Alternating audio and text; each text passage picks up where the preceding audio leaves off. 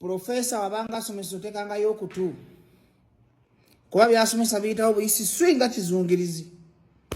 Mbalaba ku social media mukutanya ensonga ya Kenzo ne Bobi Wine kali Professor kajimulungule mu ngeri y'olumanyi. Bw'ogaana okuyiga bova ku bya Bajjo, genda ku by'omusawo omuganda, genda ku by'abawumba tuutu, genda ku by'abasirusiru, kubanga indeed I'm a professor. Era I'm pursuing my degree. After my degree, I will go to masters. After masters, I will go to a PhD because I'm a real professor. Eddy Kenzo Musuza, my friend, my good friend. Gwe omuku bavubuka abandi badebetika ensi yonna ne Afrika yonna. Era gwe omuku bavubuka abasinga omukisa. Naye simanyi kyatuukawo. I don't know what went wrong. Either government yalabanga ina kutta talent yo.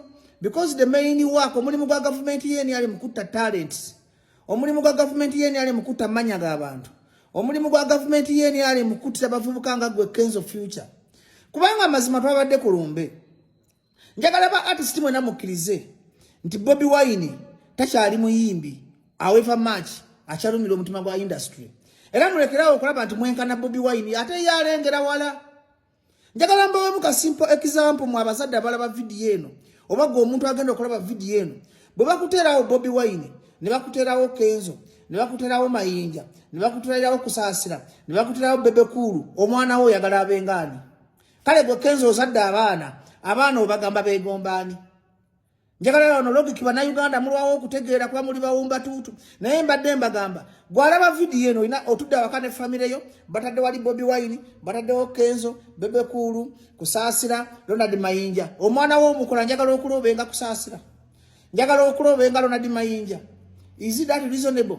Kati ekifuula Bobi Wine ow'enjawulo nti alengera wala yabadde kulumbe n'ayogera ng'omuntu alina amaaso agalaba ewala n'ayogera ng'omuntu omukulu ate yayogeza mutima gulumirwa industry simanyi Kenzo wajja busungu kuba Bobi Wine tannabayitako babbeega yagambye no government egenda bafuula babbeega ate nga mukimanyi bulungi nti no government ya Museveni eyagala tusabirize Kenzo international artist nakugamba dda nti okumalamu value kyangu nnyo okwata brand international brand nga Eddy Kenzo niyeebaka ku Sereni Suits emyezi 2 emyezi 3 obogwamu value okulinyisa basi n'ogende Kalamojja ne mugende ekirindi ng'abayimbi nakuzo mutambulira mu kindi mwinga babawunsa baba kumalamu value bino mbyogeza mutima Kenzo you know how much I love you ze siri ku social media wabula njogera wano ng'omusomesa njogera wano kuba Kenzo bw'obeera obulungi tolina mutima mubi nange mba bulungi Kenzo no wali ompadde ku ssente zo Kenzo wali ompadde yo ku so naawe nkubulirira nga naawe okimanyi bwe tubeera mu kyamya nkubulira amazima gano nze bino sibyogeza kabampaane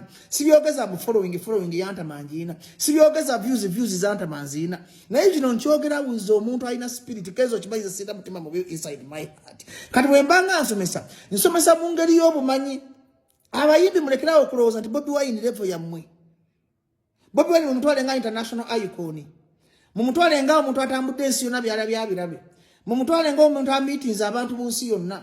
Kakati bwe yabadde akola speech eyo yabalezi n'abagamba Mayinja akaaba n'adduka ne mu ggwanga. Kati Bobi Wine tegala bola bangalo na di Mayinja. Tegala mulaja nenga Kasaini Kusaasira. Eddy Kenzo munange kankubulire. Tobanga ko muganzi wa Museveni nga Kusaasira ba Bebekulu. Tobanga ko muganzi wa Museveni nga Busanze. Lwaki abaddugavu tetuyigira mu nsobi zaabwe? Bano abasajja okola federation tebagikola mutima mulungi bagala kulaakulanya industry. Singa babadde bagala okola federation munange. Tukabide corporate okuva nga tunazaalibwa. Paka katuli ku corporate. Chiringa ba Uganda Federal. Corporate basobola kujiba wambo muloko mukoze federation. Corporate basobola jiba wambo muloko ba mwegase. Government njagala Kenzo otegere ekintu kimu nti eni ali mu government terumirirwanga ko muyimbi yekola kintu lwa politics. Tekola binombo erumirwa mu abayimbi mwegatte muje tubayambe. Wabule ko atabayimbi mwegatte tubamale mu value mufuuke babbeega. Bobi Wine kyabadde ategeeza. Kwanga for example Bobi Wine kyabadde agamba nti muganda we Kusaasira abadde yatunda ennyumba ye teri yamuyamba. Muganda we Mayinja yadduka mu Uganda. Kati gwe omuntu alina obwongo nkulaga amagezi ga Bobi Wine yabadde agati Eddy Kenzo oluma abavubuka. Eddy Kenzo oli muvubuka tolina mutima mubi. Eddy Kenzo gwe yandibadde next icon. Sagala kulaba ngo wanganguka mu ggwanga lyo nga Ronald Mayinja agono gaba amagezi ga bukulembeze taata. Era mubanga wavudde na attackinga Bobi Wine zinakulabye ng'omuntu anoonya amawulire. Kubanga speech y'omukulembeze yabadde erimu a lot of love. a lot of respect. Ate bagamba eriiso ly'omukulu awaddugala we walaba. Kubanga tiyakyogeza mutima, tiyakyogeza kabampaane. Bobi Wine teri kintu kimuluma kulaba nga baganda babayimbe manyi alina omutima ogwagala art. Bobi Wine tayagala bannabyabufuzi. Bobi Wine alumirirwa nnyo omuntu wa art nga bakutyoboola. Eddy Kenzo saawa zino government okumiitinga yandibadde kuwa ekitiibwa nga ogendana ku appointment nga n'okulabako ekusasula. Saawa zino government yandibadde yateeka order system ezo. Yandibadde yasookera ku kampani z'amasimu eziba Barington Call Back Tune. Nti okola Call Back Tune ne bakuwako siringi 7 ba 8 kampani netwala 8 ne government ne back ebisatu. Nti singa bali bagala kola copyright simwe bayimbi basoose waliwo rigimu yaba basudde rigimu yaba Bobi Wine ne waliwo rigimu yaba Mentoni Sama ba Sanks VVD abo balagadi bonna baafa bayimba copyright.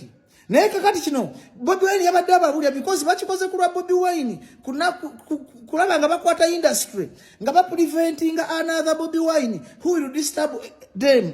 Eddy Kenzo government ya Museveni tekwagalangako wabula baagala maanyigo kati mu kwagala amaanyigo bateekawo embeera n'ofuuka beega nti lwaki ogenda ggulukala mojja okufuna corporate gy'obanja nga parliament yegikola eri wano kumpi. Era Eddy Kenzo nti singa bali bagala federation eyetambule yandibadde bakulungamya obutuufu engeri federation gyekolebwamu tedi federation ya industry art yonna awo ne muleka abayimbi abalala ebbali. That is not a federation. Ako kakundi kulaba bagezi balondamu abayimbi ab'amaanyi the top 19 artists ne babateeka mu kibinya ne babafuula nga babawunsa ne mba mugenda ku mikolo mutambula mu kiyinja gye bakoma banafuya bwe mutyo nga mugwamu value ne resale value. That's why bano abaana ba champion gudo baze bameruka because of the value. Nti chebaita scarcity creates demand. Nti Eddy Kenzo oba muzibu wa kutuukako boba tulabika oba nefanira bakufulia dala bega n'olinya ne bus n'ogenda ekkala mojja no bakwa wote ne bakawe emyezi 3 ne balaga ensi nti Kenzo talina byakola ne balaga nti Kenzo mwanga asobola okutulira nti Kenzo ayagala nnyo ssente kati gye bakoma okulabisa bwotyo baba bakukamamu value baba bakujjamu kasikasite akandi badde kakolera abantu abange Bobi Wine abamubi najja nagamba nti muganda wange musuuza abantu bano bagendereze abantu bano bagenda kufuula beega abange bana Uganda enswere kwagala yekugwa kubbwa mukatonda mugulu Bobi Wine tayina byakuvumigira bayitidde babeega mugambe mubadde munoonya mawulire mugambe ekintu kyemuyisaawo tekiri straight kubanga obanga okola ekintu ekiri straight olina okukkiriza public criticism kubanga buli weeteka mulayimulaiti ng'olikkirya nze kati ne bw'ovaayo n'oŋŋamba nti ndi emirambo ne bw'ovaayo n'oŋŋamba nti ndi ssente za Museveni ne bw'ovaayo n'ompita mbega nga mmanyi siri mbega sinyiiga.